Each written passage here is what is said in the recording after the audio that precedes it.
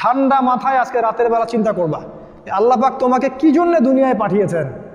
একটু চিন্তা করবা, 1 মিনিট একটু চিন্তা করবা যে তুমি পৃথিবীতে নাই, তুমি পৃথিবীতে নাই, তুমি মারা গেছো। চিন্তা করবা তুমি মারা গেছো।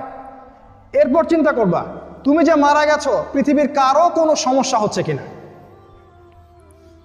তুমি যে মারা গেছো পৃথিবী কি থেমে আছে? তোমার পরিবার থেমে থাকবে?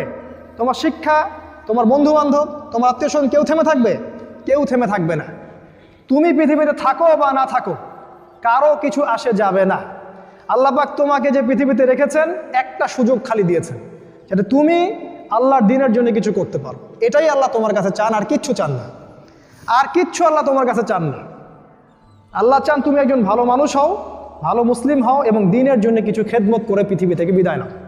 এই দিন তুমি ছাড়াও বিজয়ী হবে ইনশাআল্লাহ। তুমি থাকো বা না থাকো এই দিন কিন্তু বিজয়ী হবেই। হয় তোমাকে নিয়ে হবে অথবা তোমাকে ছাড়াই হবে। জীবনের উদ্দেশ্য ফিক্স করো। জীবনের উদ্দেশ্য একটাই, জান্নাত। জান্নাত পাওয়ার জন্য যা করা দরকার তাই করতে হবে।